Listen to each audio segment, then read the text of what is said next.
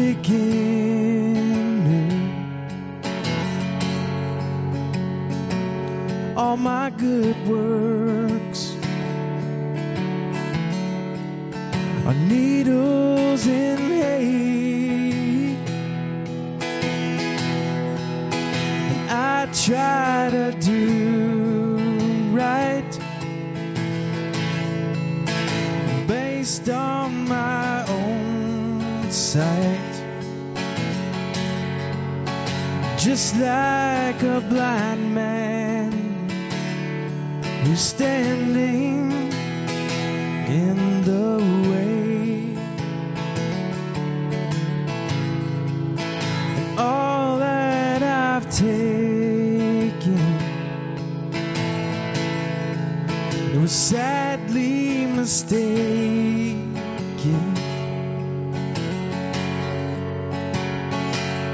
to bleed for my own, for my sake. Now everything I have was stolen or borrowed. All that I've taken is much more than I can take. I was a fool in the quickness of the sand,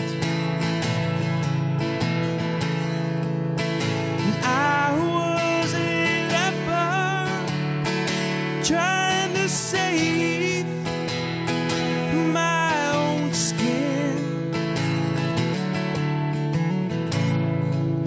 But now I'm a man who knows where I stand on the rock of ages. That's where I stand. Lord, you bore my refuse. You are my refuge. You gave up everything when you threw it all away.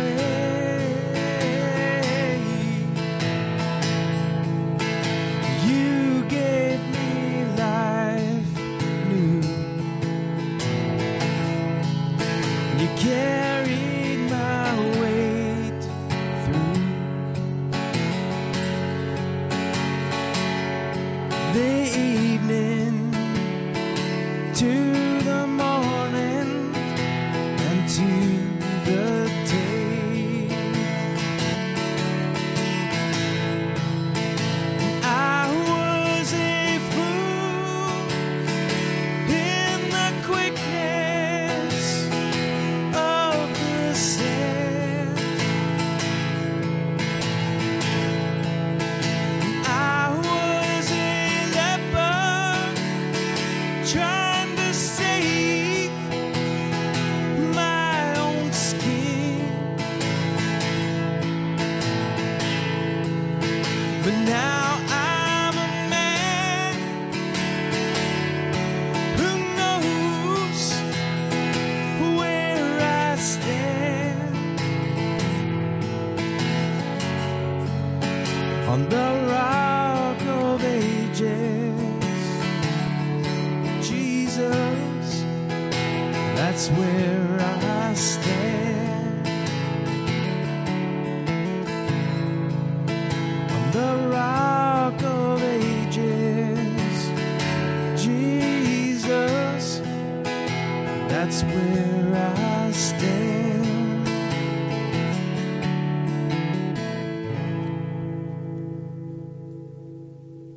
What you're thinking is, Well, hey, welcome to Calvary Chapel Greenville, Texas on this wonderful Wednesday night. Aren't you happy now? I am. Well, mostly happy. And once I forget to. So, I know nobody's asked this, but if you want, I have actually broken down the basic outline for Job. So I was trying to figure out how many more weeks are we going to be in this. So we'll be done before Christmas. I'm not sure if we'll be done before Thanksgiving, but we'll definitely be done before Christmas. Looking at it as going, because I know about where I want to split things, but the problem is once we get to 38 and beyond, it's only 3 chapters, but man, that gets really deep stuff. So we want to pay attention to that. Hey, there's other things coming up, aren't there? Ladies, what do you do on Tuesday nights? It's in the blue. I don't know why it's not coming up back there. I didn't see it over there, so interesting. All right, ladies' Bible study, Blue Room, and that's at 6 p.m. Of course, I don't have my cheat sheet with me now. I should have that memorized, shouldn't I? After that, we do Wednesday nights. Tonight, we're doing the book of Job. That's a normal thing. For some reason, it's not working. I'll wing it. I can look right there. I can see the screen. It's not. You're not going to be able to help it, but if it's not working, it's not working. Anyways, so we got that Wednesday nights there. What's that one? Don does first Wednesday nights. It's a whole lot easier when I can cheat the other way. All right, keep going with that thing. Hey, we also do communion that night. Did you know that? That's next Wednesday. That is the day before we are to embarrass somebody. I'm not going to mention names, Oscar. Your secret is safe with me. After that, we do men's prayer. Thank you so much.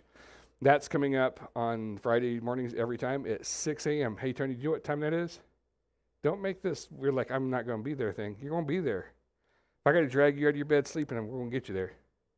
All righty. Outside of that, men's breakfast, 4th Saturday, and I still got to find out the details on that if we're going to try to go and work with that other church on that one. But otherwise, we'll do it sometime in, what's the upcoming month? September? That one? What's that one? Fellowship Meal. Hey, that's this weekend. Did you know that? To what now says, he tries to make the Fellowship Meal Sundays, and he just can't this time. Anyways, it's okay. We forgive him, mostly. Send him a plate. There you go. So we got that going for us this coming Sunday. Tell me what comes up next. Oh, I know that one. I can see the majority of that one. 1 John on 10 a.m. and Sunday mornings. So that's been really good there. What's next? Is that it? All right. We'll go with that. See how I walked out of frame? You notice that? That's awesome. That's knowing something, right? She says yes. All righty. We're in the book of Job. I know you're not surprised about that. Like I said before, I went and I broke it down because I wanted to, it's kind of trying to map it out. I know what I'm going after, but it's easier if we have more clarity on this one. And as I did it, I wanted to take some notes about how it was going. We are going to cover 3 chapters, and I know what you're thinking, like, that's too many. No, it's not. But we had everything happen to Job, and by verse 4, we have his 3 friends show up.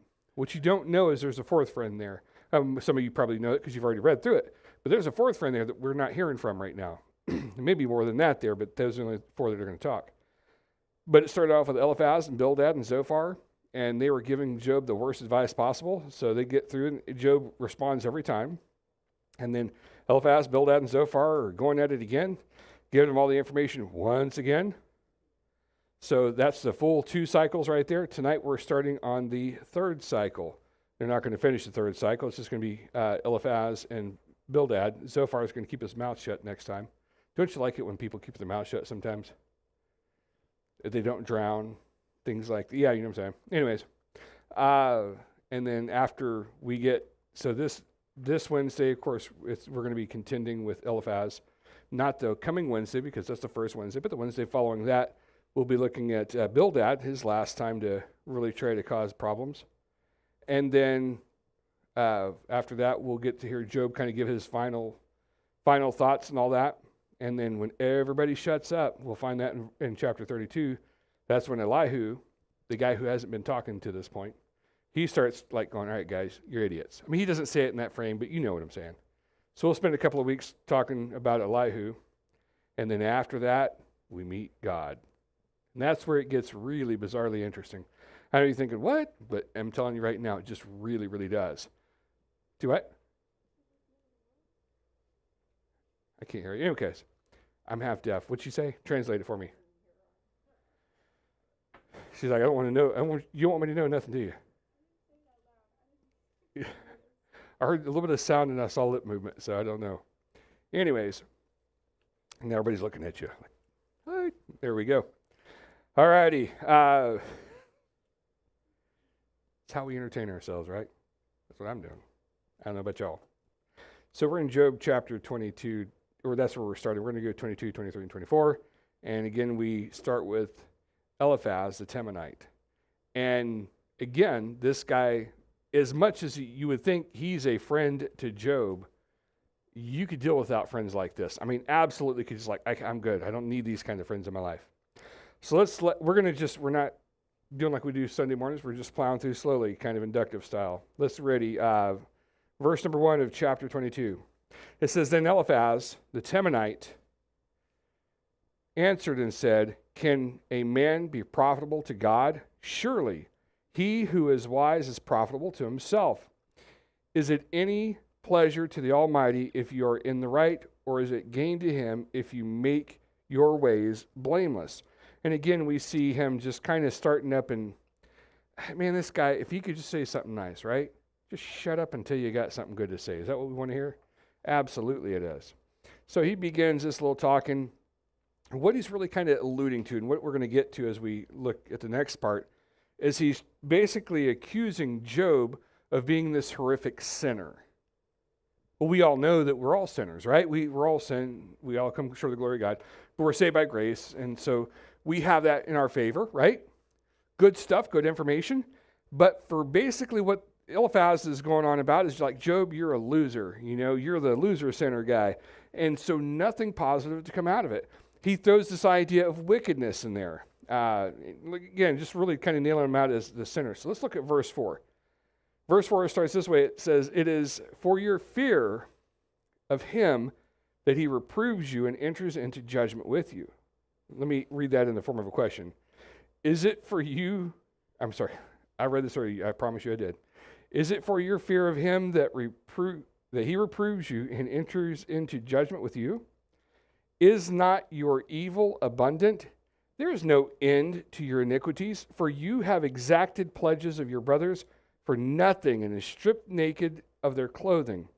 You have given no water to the weary to drink, and you have withheld bread from the hungry. The man with power possessed the land, and the favored man lived in it. You have sent widows away empty, and the arms of the fatherless were crushed. Therefore, snares are all around you, and sudden terror overwhelms you, or darkness, so that you cannot see, and a flood of water covers you. So again, we see this attitude of like, dude, you're the problem. Let me ask you an interesting question. Has Job been pretty much doing okay so far? Yeah. But by what measurement is that? Has he let a widow go hungry? Maybe. But if you see the heart of Job, you think, well, no, he's really been trying to take care of this. So what we have, and you're going to recognize this in people that you know, they've got part of the story. You like the part of the story people? The part of the story people know only so much. And they begin to make judgments or calls or, they you know what's the problem with that guy? Oh, man, I didn't know. I'm ready to listen now. You know something I don't? Well, I don't know nothing. I'm just making accusations. And that's what we have with Eliphaz. He's over there just really talking trash, pretending like he knows what's going on, and he's just talking outside of himself. Has Job been nice to the people around him? Of course. Job has a good reputation with the people around him. But obviously, because God's allowed these things to happen to him, that's the problem, right? But oftentimes we find it in our own lives when you have that person who knows part of the information, and that's it. And they come after you, more of an attack or something like that. It's like, maybe, just maybe, you would be wise to start asking information. I have the opportunity to talk with people all the time because I don't know, I'm that guy, right? And there's this one guy I was talking to the other day, and he's like, man, this guy did this. I'm going to tell, he's basically telling me how he's going to deal with it. I said, what happened? He goes, well, what I know, and it's like, okay, you just admitted you don't know half of what happened. How are you Mr. Solution when you don't know the whole story? Isn't that a problem? I mean, it's a problem for me because, and my wife could probably give you plenty of testimony on this when I come in knowing half the information. And they're like, and we're going to go charge no, let's stop, right? Because we have a tendency to try to fill the gaps in with what we think. Let me throw this idea out there. If it's Eliphaz who's saying, well, obviously you're a sinner, you're doing all these things wrong and all that, but we know Job is not doing those things specifically wrong. Do you think maybe Eliphaz has either people in his life or he himself that does that same thing? He spots what he thinks it is? Because a lot of times, don't we insert ourselves into the situation regardless of what it is? They are being mean. Obviously, it's this. Well, not necessarily. It's if we will be willing to actually listen, which these guys haven't done. I'm just going to throw that out there right now. When Job is talking, they're just like, all right, they're waiting to make their next point. That's all they're doing. They're not listening to him. They're not really kind of getting an understanding. Well, honestly, Job doesn't really understand either. He doesn't know all the things that have happened. But these are the guys who are like, okay, I've got it figured out. I know what I'm talking about. Do you really? I know what you're thinking to yourself. You're like, I've never done that before in my life. I've never gotten half the information and just gone charging, knowing how to fix it. Nobody's ever done that. Nobody? So this is like the most innocent crowd ever. This is kind of an encouragement to not be that person. To be that empathetic listener, trying to hear and understand so that, when you are able to make a recommendation, judgment, or whatever that is, you're able to do that. Now think about it this way. You've seen the court cases where the guy is on trial and they say, oh, we can't talk about that. There's some reason, legally speaking, we don't want to talk about that information. But if the judge and the jury had that information, don't you know that would actually make them understand that everything better? You've never seen that, have you? No, it's like, there's this guy named O.J. Simpson. We're not going to go there. Anyways. The old classic line, if the glove doesn't fit, you must acquit, right? Isn't that what he said?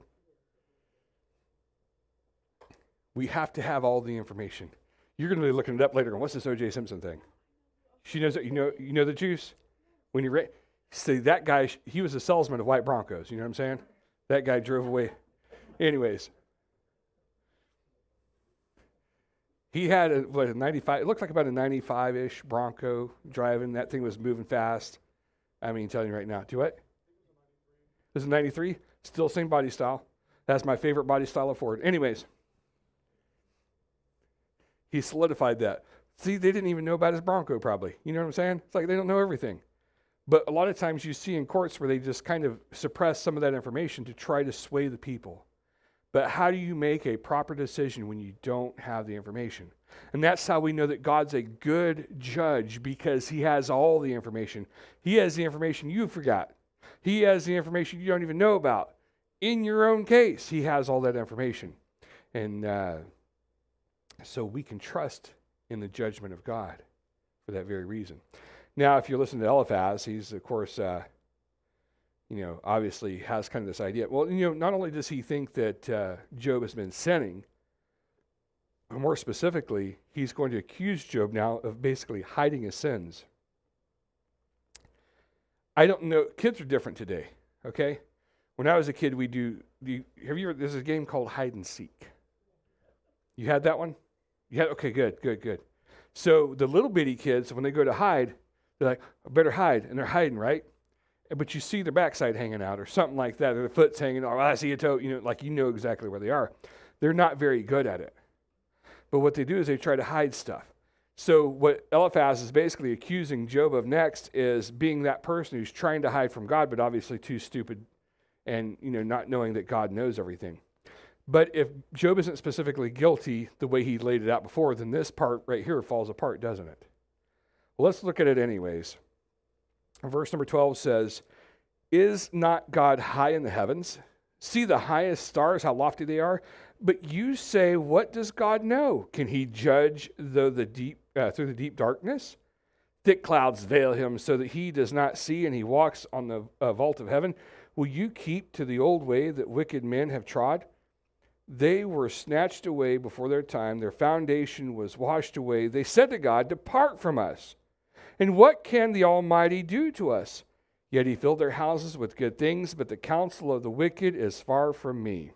The righteous see it and are glad. The innocent ones mock at them, saying, surely our adversaries are cut off, and what they left the fire has consumed." You're hiding, you're an idiot, isn't going to work. A buddy of mine, now this has been before the turn of the century. Remember, there was a Y2, anybody remember that Y2K thing that happened? Like nothing, it was a big old nothing. Before that, and before 9/11 and all that stuff, we had been to Iraq before as a country, right? But we were still in Saudi Arabia doing some stuff. Well, a buddy of mine, he deployed to Saudi Arabia for whatever reason. And he said it was the craziest thing you ever seen. Because he was on the flight over there, and it was all sorts of stuff happening. And he said, and they made an announcement over the overhead in the airplane. He said, when they made that announcement, everybody put on different clothing, and they looked different. He said, I asked him why. And he said, because now they're in God's country, and God can see. See, it's that limited kind of a mindset. And I don't know all the details to it. He was just telling me, like, this is the weirdest thing. He goes, John, it don't make sense. Yes? When I flew out of Iran, when I got out of Iran airspace, I took off my cover on the airline. So when she got out of Iranian airspace, she was able to take her cover off. So, I mean, it's just same thing. God can't see outside of the country, right? Okay. Well, I mean, and obviously that's not the same thing. Or it's basically, it's the immature mindset that says I can hide this from God. Really is what it comes down to. If God is everywhere, and I've seen a guy over by Love Field on a rug pointing east, you know what I'm saying? So that dude seriously thinks God can see him there or something. I'm not sure, He was making weird sounds, and there he was. Do I make fun of him a little bit? Probably so, but okay. I mean, why not, right? Anyways, in love, of course, in love, He doesn't have Jesus, but he needs Jesus. That's how that thing works out. But it's like, well, I got to do this for the people where God can see me, kind of a thing. Let me ask you a very punishing question. In all parts of your life, are you honoring God? And the answer is going to be an easy no, right? How often are we likely to say, God, stay behind for this part right here. I got to do something that's a little weird. Hey, God, stay back just a minute. I got to go watch this thing that's probably not acceptable to you. Hey, God, hold up a second. I got to go do this thing. A buddy of mine went on a cruise in the, where were you guys? In that area. Caribbean? Caribbean. There you go. That place. And he said he was in there, and he's a Christian guy. He's a believer, and he really tries to serve and all that stuff. And he and his wife were on their honeymoon or whatever. And he said he was coming back, and this guy was just like falling over drunk. And he says, I can help you. I can help you get to where you got to go. And the guy's like, oh, man, thank you. And he said in the next 10 minutes, this guy was explaining to him how, man, he had to get away and just, kind of unwind and all this stuff. He goes, oh, really? So what do you do? He was a youth pastor. It's like, so God can see the cruise lines and see you acting a fool, right? Not only that, but what if, and this is a day and time, somebody's like, you know what I'm saying? And you become a YouTube sensation. You didn't even know you're about to become a sensation like that. Like that girl anyways. There was a lady that recently became a YouTube sensation for weirdness. Yeah. We can tell that's not something I want to talk about from the pulpit. The lady's weird. She had problems. Young lady. You've seen that thing. Anyways, you don't know when you're going to become that YouTube sensation. And it's like, well, I can hide it from the church. This is probably what this guy was thinking. I can go out here and act a fool. But he can't hide it from God.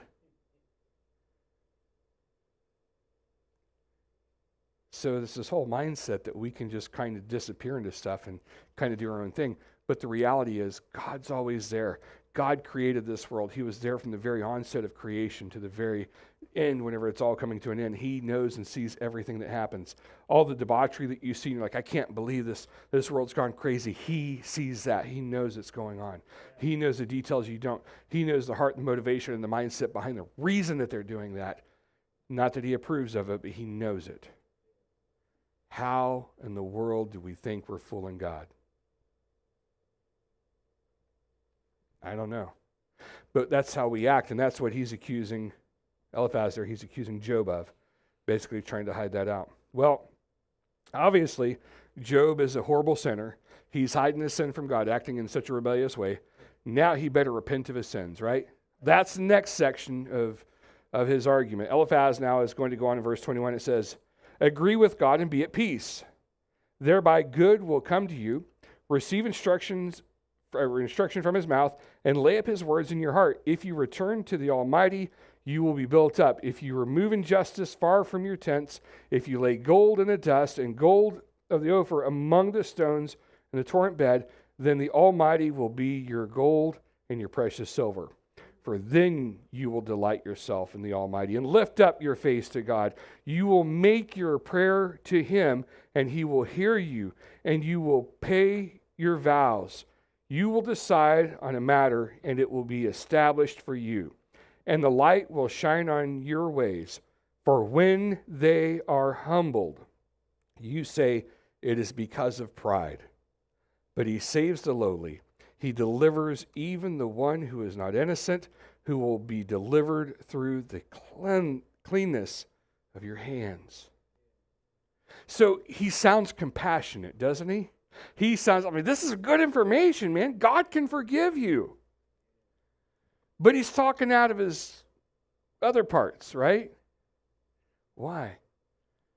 Because his accusations of Job are not exactly right. Now, again, is Job perfect? No. But Job has honored God in all the things that he's done. Will he be rebuked by God? 100%. Will he be rebuked by his other buddy there, Elihu? A little bit, yeah. But overall, Job has been living a pretty good life, trying to serve God. This is the guy from whom we get the saying, I know that my Redeemer lives. That was just a few chapters ago. Job knows that information. He's not dumb to this stuff. But, Job, he's been defending himself for a long time now. About 22 chapters of defense. And it's got to be getting tiresome. But he continues. So the next two chapters is kind of one thing. So it's one little spot. We're going to move through it relatively quick. But the three things we're going to see in there is, and we're kind of summarizing his arguments back to God. And the one thing is that God is hiding from me. This is the next one is the one that you and I can relate to very well. God is frightening me. And then the third one, God perplexes me. So you see just like this whole kind of a mindset that's rolling in here. So God is hiding from me. Let's look at that one. In verse number 1 of chapter 23, he says, Then Job answered and said, Today also my complaint is bitter. My hand is heavy on account of my groaning. Oh, that I knew where I might find him, that I might come even to his seat. I would lay my case before him and fill my mouth with arguments. I would know what he would answer me and understand what he would say to me. Would he contend with me in the greatness of his power?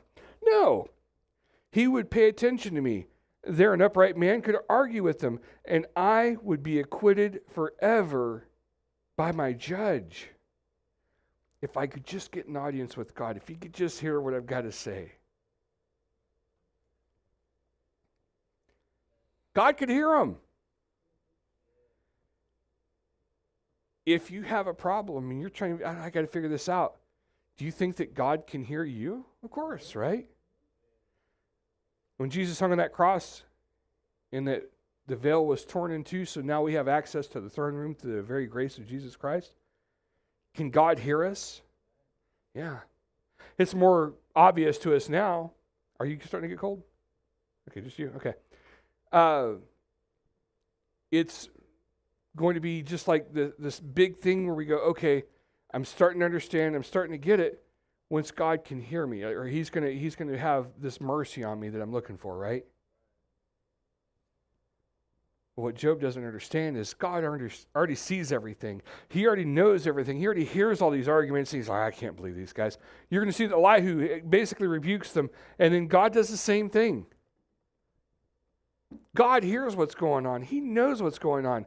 But think about this, because, and we'll come to that in just a minute, but he's going through a process now that'll bring God the glory. Why was this why was this guy born blind? What sins did his parents commit?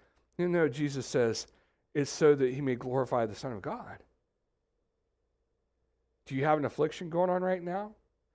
When you come through it on behalf, and God's really the one that carries you through it, does that give you glory or does it give God the glory? It gives God the glory, right? So by that logic, by that thinking, you say, well, I don't like going through these hard times. Okay. But that's how we learn. I don't like going through this tough stuff. Yeah, I get that, but that's how we learn. How many times have we gone through something difficult and the people knew it, but they're watching us and watching us develop? I mean,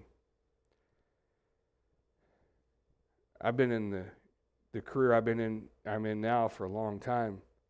But when I got started, they threw me out there and with no guidance. They said, you kind of know what you're doing, right? You know how I learned? Panicking and calling people. I had to figure it out. I had no clue. And I do this weird thing with people, and I train them. Like, wow, I want you to have to go through what I did. That was a horrible deal, right?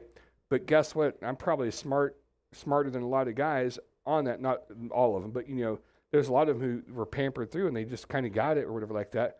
But when you have to struggle for something, man, you absorb it and you take it for what it is. But he wants to argue his case in front of God, in front of the big judge, right? But he's having a hard time because he can't see God in the trials here. He can't see God in his struggles.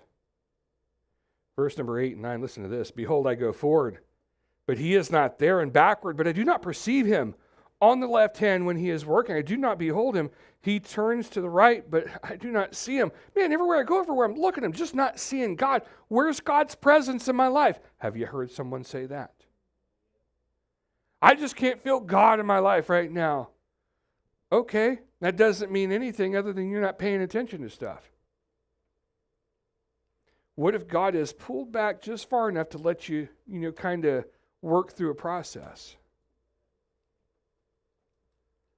Again, I'm telling you, the best way that we ever learn is when we're thrown into a situation that's over our head and we have to figure our way out of it.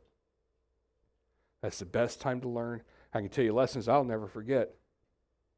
Where I broke stuff really bad. And oh no, uh-oh. But it's how you learn the best. You know what? We've gone through some hard times in our little family. And it's just like sometimes it's, money disappears. And you're like, I don't know how we're going to make it through here. And he's like, man, nobody's listening. I don't know what's happening, whatever like that. And just somehow you make it through. And when we lived in Arkansas, it was harder. Like when we first got to Arkansas, it was brutal. You can't do what we did. These days, you can't live how we lived back then. It's impossible. We'd have a $20 bill to get us to Friday, and it'd be Monday. And you know what we did? We ate. Like you can barely get one meal for one person for $20 now. That's difficult to do. I'm telling you right now, you can eat real creative when that's what you got. And we've eaten some pretty bizarre stuff, man, but we've made it through. Where was God in all that situation?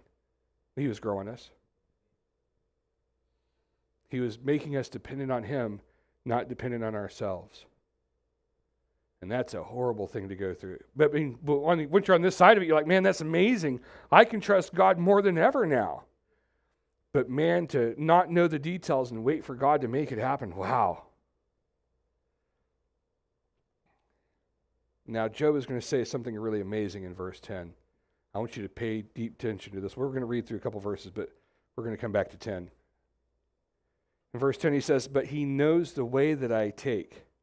When he has tried me, I shall come out as gold. My foot has held fast to his steps. I have kept his way and have not turned aside. I have not departed from the commandment of his lips. I have treasured the words of his mouth more than my portion of food." Now, going back to verse 10. Now, he's, of course, answering all this stuff. I can't seem to find God. But he knows that when all things come through, he's going to come out as gold. When he has tried me. How do you try that way? Through fire, the refiner's fire, right? Inside of the refiner's fire, who doesn't know refiner's fire? Loosely, good, nobody? All right, good. You're going to hear it anyways. You didn't raise your hand and pretend you raised your hand, right? How about that? There you go. So no, I don't have to pretend no more. He raised it. So inside of a refinery or the refining of the metals and so on like that, if you take your metal to recycle, they've got to melt it down, right? Well, if you have a bunch of gold, I don't have a gold ring, but pretending I had one, you take it and you put in, the fire and then you'd melt all the stuff down. But did you know that your jewelry, your gold jewelry is actually not pure gold? It's been mixed with something. I think the drug people call it, what do they call it, lacing? Cutting. They're cutting it. They cut your gold with something different, right? He works in the industry. He knows that stuff. Don't say it like that. Oh, I'm sorry. I'm sorry. The people that he contends with, they work in that industry, and he deals with them. And when they have not been successful in their industry and somebody has found them to be, less than, that's when he runs across them. So the word's cutting. Thank you.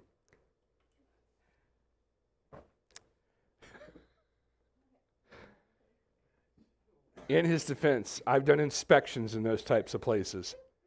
And there's a smell that and there's all sorts of stuff. It's just... No, not the evidence room smell. I'm talking the body smell. I know that here's small, but like Dallas County, you have 10 floors going up, and the evidence is like in a whole other building. But when you walk up there, you smell the sour body, and that's all I can tell. It's just the nastiest, weirdest smell. You know what I'm talking about? He goes, "Yep, I smell that too." It's a horrible smell. But that's how he knows all this information, because he has to work with those knuckleheads. Anyways, until the day he doesn't, he'll have to learn these real creepy words. I'm sorry. Your gold. See how far we got off track?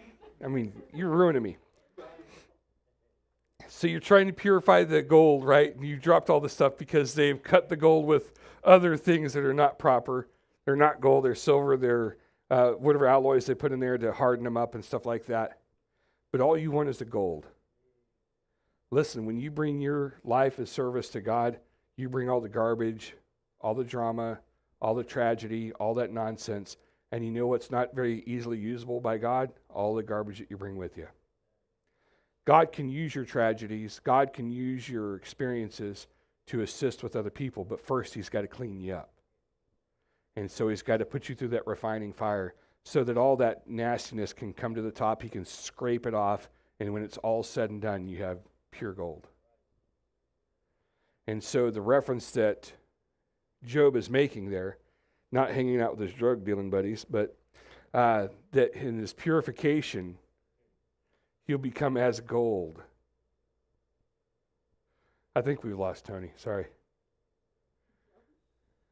I shouldn't have used that example. You okay, man? We've had plenty of laughs tonight. That's how it works. All righty. But when Job comes through that refiner's fire, he'll be clean. He'll be good. God's going to make him a new man. God's making each and every one of us a new person right now. You may not be in the worst of the refiner's fire. There may be flames in your future, okay? It happens. But when God refines you, when you come out on the other side, you're doing really, really well. Let me ask you this. Do you want that nasty glopped up of nasty gold mixed whatever stuff, or do you want that pure stuff at the end? But that pure stuff at the end. That's what God wants. That's why he'll put us through that. But Job has a good sense to say, but God's putting me through the fire. He's cleaning me up. He's preparing me for work. He's making me something. He's kind of saying, he's like, I think this is what it is. Right? You can see him saying this, but and he's like, he still knows it, but he's just not really living it, right? He's just not, he's like, I know this is what's going to happen. I know it. But until then, man, so it's just kind of what it is. And so now the other thing so first we looked there at God is hiding from me. Next is God is frightening me. Can God frighten you? Mm-hmm. Yeah. You say, no, God's wonderful and loving and all that stuff. He is. Don't worry. But we're afraid to lose our humanity. But that's my sin. That's my besetting thing that I've got to hold on to. And we want to hold on to it. Hey, you know what? If God's going to take that away from me, I don't think I like this. But I want to live in my pleasure and my happiness and whatever. I've noticed that God takes those things away piece by piece. And I've told this story many times. God has taken things from me over time, piece by piece. But when he does, you're afraid of it. I'm going to tell you something that's going to sound excessively stupid, but it's how my brain works. Don't agree with that part. Agree with the next part. I need a wife that's a little bit more agreeable right now. She's actually agreeing in the wrong spot. She's being agreeable just during the wrong time. I want to tell you something that's going to sound kind of weird and stupid, but you know what? It's just evidence of what God does in your life. I drink before you today my beautiful lemon-tainted water. It's lemon in there. It's yummy. But there was a day and time. In fact, my old Army buddies would tell you this. I was talking to one of the guys a couple of years ago. He came into town. We had lunch and hung out for a few minutes. And he goes, "What are you drinking, man?" I said, "Water." And he goes, "They don't have Dr. Pepper here?" Now, those of you who don't know, for the longest time, that's what I drank. When I was a kid, we were poor and we didn't have much. So, every now and then a Dr. Pepper, or it'd be Dr. whatever the other names would be. Dr. Mystery drink, whatever, Or we had a lot of Royal Crown there for a while, too. That cola, interesting cola. Anyways, and knee-high grape. Who remembers knee-high grape? Anyways, we had all the good stuff, but very seldom. Everybody's like, I can't drink Miller Grove water. Man, I grew up on Miller Grove water. That was the good stuff. But if you saw me with anything in my hand drinking, it was almost guaranteed that it would be a Dr. Pepper. All the syrup, all the sugar, the carbonation, all the different goodies that was there. And so for years I drank that. And you know what? It scared me. And this is where I said it's going to sound stupid. It scared me to think that I couldn't have Dr. Pepper. How stupid is that? It's like, how am I going to live? This is what I got to have. That's what I drink. That's what I got to have that, man. Well, I could have some orange juice. Yeah, but I got to have some more Dr. Pepper. Well, I could have some Gatorade. Well, I got to have some more Dr. Pepper. It didn't make sense. And somebody says, you got to drink water. I'm like, it's all in the Dr. Pepper. They just got other stuff too. I was scared of doing that because I couldn't imagine life without something so mundane and stupid as Dr. Pepper. And I'm not trying to say that that's the devil on screen because I want to get sued. But I got super sick. And I was bad off and things were not good. And I remember going to the dentist one day and I was having a tooth pulled and they gave me this thing that said, after you have your tooth pulled, this is what you can and cannot do. No cigarettes, no certain alcohol or whatever like that, and no sodas. And one of the examples they gave was a Dr. Pepper. And because the acids and stuff in there would actually pull up the scab and pull it out and cause problems, right? So they're like, you can't have that stuff. And this is the dumbest, because my wife's always, she's surprised whenever I do this kind of thing. She's like, why didn't you tell me? Because usually it's last minute, but that's another story. So I'm looking at this paper and going, I got to stop drinking Dr. Pepper. The last Dr. Pepper I drank was in my, what was that, the Saturn I was driving at the time, that old beat-up piece of junk car? Huh? It was a wonderful car when it was brand new, but not when we had it. We got that thing that smelled like pipe smoke, and it was nasty. That thing was horrible. Anyways, but it was a great little car. Drove me so many miles. But I'm on my way to the dentist office to get my tooth pulled and drinking my Dr. Pepper, and I drank about half of it down, and I just looked at it and said, this is my last Dr. Pepper. Put the lid on, set it down. And that was my last Dr. Pepper. So between Valonia and Conway, Arkansas, I consumed my last Dr. Pepper. Before that day, it scared me like you can't understand, scared me to stop drinking it. But I had to for health. I had to. I think a lot of things in our lives we have that we're holding on to, and it's not good for our health, right? It's something that's not good for us, it's bad for us. We're like, he's like, oh, Dr. Pepper, don't talk about Dr. Pepper. I'm going to talk about Dr. Pepper. You might as well learn early. You know, it took me, I was way too old and stupid before I could figure it out. But I had to put that away because it was slowly killing me. I mean, basically it was my suicide weapon, but in a bottle. It was just going to take a long time to get the job accomplished. But I was afraid. God has rules in there that frighten me because it goes against my flesh. Isn't that a bummer? But I want to do all these things. Yeah, but no. And so we see this again with Job as in verse 13, he really kind of starts laying it out. He says in verse 13, but he is unchangeable, and who can turn him back? What he desires, that he does. For he will complete what he appoints for me, and many such things are in his mind. Therefore I am terrified at his presence when I consider I am in dread of him. God has made my heart faint. The Almighty has terrified me, yet I am not silenced because of the darkness, nor because of the thick darkness covers my face. He's scared. It's good to be fearful of a holy God.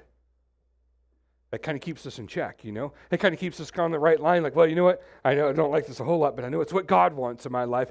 And so, you know, as we get closer to God, as we study our Bible, as we read about Jesus, as we really get close to him, we begin to desire the things that he desires for us. We begin to want to do those things, and then we stop understanding how people could do it. Isn't that the wildest thing? When I was a young person, I had this sister. She was the worst. I'm just going to say that right off the hand. And I'm going to drink my Dr. Pepper. She knows what she's like. She started laughing at me. I'm going to drink my Dr. Pepper. She knows it's not my Dr. Pepper. She doesn't tell me anything. And I drank poison. It was tea. But I know they're like, oh no, tea's fine. Not to me. And I tried to like it. I just can't like it. It's just the worst thing alive, right? Now you're with me. I got one on my side. I was like, this is horrible. Wow, two on my side. Good, man. Anybody else? Can we get third? Anyways. All right. Can we get a fourth? I'm a Texan because I was born here. So, hey, I didn't have tea, but I had Dr. Pepper. And Dr. Pepper was loosely invented. Where was it invented? What was the state? Come on. You know this. Hey, that... Yeah, but originally he was like in Pennsylvania or something, wasn't it? Well, he ended up here, and that's where he made it public. That's all. Yes, you should know that. Anyways, I forgot it. Like I'm supposed to know it too. Anyways, the way that I responded to that tea back when I was youngster, because I was expecting Dr. Pepper, I picked up a cup recently. I was like. And it was Dr. Pepper. It was the worst tasting carbonation and sugary garbage ever. Do what? Virginia. So I was close. He started it there because that was with the girl thing. Listen to it. But he started off in Virginia. He was a pharmacist guy there. And then, but the pharmacist wouldn't allow him to marry the daughter, and it's got complicated, and he moved to Texas. But it's still, Texas is the birthplace of Dr. Pepper, right? That's all we care. And yes, I am proper Texan. How many in here have actually been born in Texas? Handful of us, right? How many of us were born within 50 miles of here?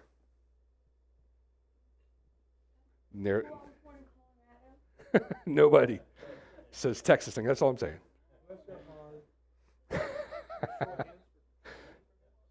Hey, Oscar, all my family are foreigners. I married a foreigner, and they're all born foreign. I'm sorry. You only got, if you come on board, then we have one at least. Anyways, I digress. It's still Texas, just huh? I was born in Amarillo.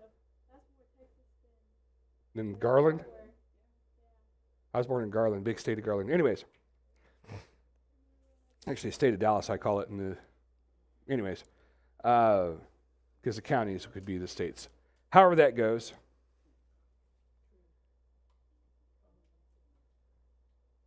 I've gotten so far off track, it's not funny. God perplexes me. I'm confused. I don't understand God. That's the next thing we're going to cover now. Now, this is all of Job chapter 24, so it kind of covers that. We'll move quickly on this one. Why are you laughing at me now? To what? She's laughing too hard to tell me. So God perplexes me is kind of the next frame of what we're going to be doing. It's only 25 verses. It's quick. It's the whole chapter of 24 in Job. Is that funny? Yeah. Let's look here in verse 1 of chapter 24. Why are not times of judgment kept by the Almighty? And why do those who know him never see his days? Some move landmarks. They seize flocks and pasture them. They drive away the donkey of the fatherless, and they take away the widow's ox for a pledge. They thrust the poor off the road. The poor of the earth all hide themselves. Behold, like wild donkeys in the desert, the poor go out to their toil, seeking game. The wasteland yields food for their children. They gather their fodder in the field, and they glean the vineyard of the wicked man. They lie all night naked without clothing. They have no covering in the cold. They are wet in the rain of the mountains and cling to the rock for the lack of shelter. Now, looking in here, we see that mindset is, where's God in his judgment? Why is he judging this thing? Why isn't he calling this thing what it is? We see that later in the Bible, and it says that they will mock and say, where is the promise of his coming? Since the Father slept, what's going on? Where is God? Have you ever heard that kind of talk from anyone? Yeah, you have. Of course you have. Well, where's God in this situation? Man, I'm going through the worst thing in my life. Where is God for this? And they start complaining. Listen, God's exactly where he's been the entire time. We're the ones who aren't paying attention to it. We're those people.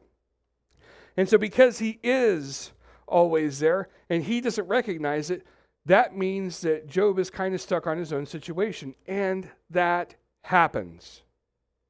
When you're in the midst of a bad situation, you're pretty self-consumed on that, aren't you? Why? Well, because it affects you. You're the one that's getting hurt, It's like, who's the one in the most trouble here? Well, me. I'm the one getting, this is a night. Well, why would they do this? And so the argument becomes. And so as Job looks at this, he's got that same thing. Where's God in all this? When bad things happen, and they happen to us, I don't want to burst the bubble of the young folks here. Sometimes it's not all rainbows, roses, and sunshine.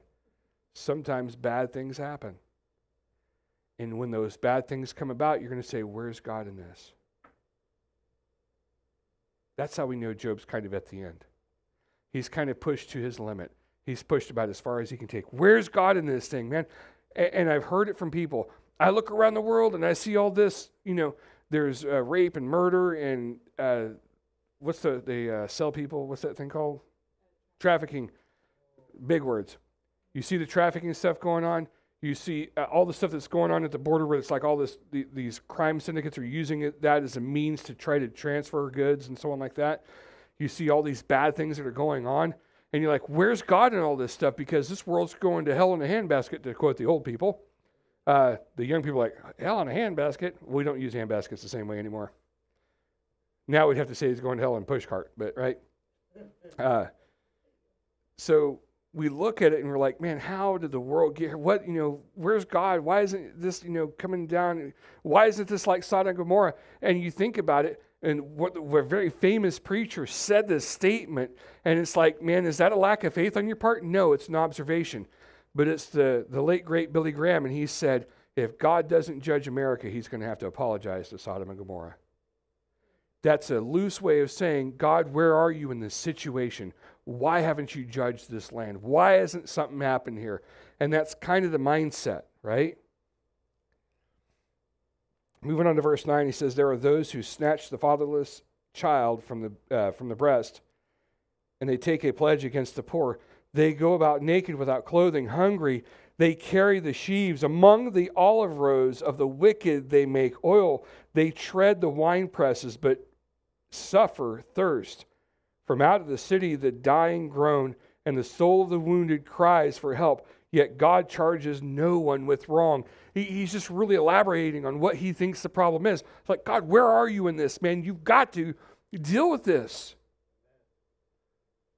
But you know what?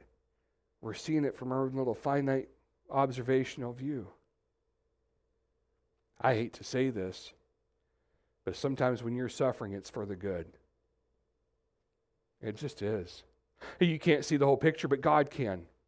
I think about this in the way of like, a coach does. Did you know at a football game, there's these guys who sit up in the media booth, like with binoculars and stuff, and they're watching the whole thing. They got a different perspective, a different view, and they'll call down to the field and say, do one of these things, right? I'm trying to help out the people who don't know they're called plays. Hey, you got to run the ball this way. You got to do this. You got to do that. They've got a different perspective. They can see the whole thing. They can see what's going on. But this guy here, yeah, I know what you're seeing, man, but I can tell you where the hole is over here, and you're going to make it. You just got to trust me on this one. Sometimes we're in that suffering place. God knows what's going on, and we have to trust him to know that he knows the proper way through. It's not where I like to be. I like for everything to work out perfectly. But guess what? It doesn't always. To go a little bit deeper on this now, he says in verse 13, there are those who rebel against the light, who are not acquainted with its ways, and do not stay in its paths. The murderer rises before it is light, that he may kill the poor and the needy. And in the night he is like a thief. The eye of the adulterer also waits for the twilight, saying, no eye will see me. And he veils his face. In the dark they dig through houses. By day they shut themselves up. They do not know the light, for deep darkness is morning to all of them, for they are friends with the terrors of the deep darkness. And so he gets even deeper now, even bigger. Like, these are the bad people, man. This is what's going on. He's really calling it out for what it is. But going on, continuing on in verse 18, he says, you say, swift are they on the face of the waters. Their portion is cursed in land. No treader turns toward their vineyards. Drought and heat snatch away the snow waters. So does Sheol. Those who have sinned, the womb forgets them. The worm finds them sweet. They are no longer remembered. So wickedness is broken like a tree. They wrong the barren, childless woman and do no good to the widow. Like, God, pay attention to these guys doing all the wrong.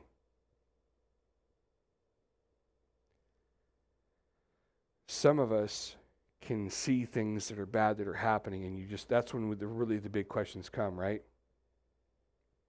We're talking about his wonderful job. Long enough in that job, and you'll become very cynical, right? And you'll start asking questions like, how on earth is this even possible? Because when you see the depraved of the depraved, there's stuff that you see on the TV, there's stuff that you see on the movies, but there's real life. And there's stuff that, some of us have been able to see, and it's like, you don't talk about that stuff.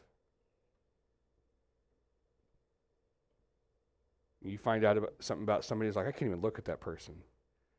And it's hard. Sometimes it's just like, you know what they did. You know what they did. And it's like, I know they're probably going to get the death penalty, but let's speed that thing up. You know what I'm saying? Because people are pretty wicked. I mean, let's just be straight about what it is. If you've been a victim of something, of the most vile and wicked stuff, you'll understand it from that perspective. But when you see it from the outside, it's awkward because it's like, I know that's horrible, and I want to just, you want to be the judge, jury, and executioner because of how bad and vile it was. And I don't even want to imagine to be the victim of that. We don't think about those things. That's kind of the mindset he's looking at. It's like, this is like the worst of the worst, and when that stuff is happening. But did you know that nothing passes God? Nothing. That's a hard one to understand, too. For years, I was very, very cynical. I didn't trust anybody because I saw that, the underbelly of all that stuff. And I said, boy, it's not like that anymore, man. And it's easy to say, God, where are you in this? But did you know that God is patient and long-suffering? And some of those people will come to Jesus. And that's hard for me to process. This lady we knew in Germany, she talked, and when she talked, it was like it'd make a sailor want to go hide. It was bad. She'd tell me things that her and her husband would do, and I was like, please stop talking to me. I don't want to know anything else. She was just a vile, disgusting person. And then one day she came up to me all bouncy and bubbly. She worked in the same place I did. And she goes, guess what? I'm like, you know, it's like when somebody asks you, guess what this is going to happen? You're like, can I go bury my head out in the back real quick? I don't even want to know. I just shut up and let me go away. And she says, and this, you have to understand, I'm not a Christian yet. I don't serve Jesus at this point yet, right? But she comes up to me and she goes, I'm going to sing on Sunday morning at the church. And I looked at her and I said, with that mouth? And she was offended.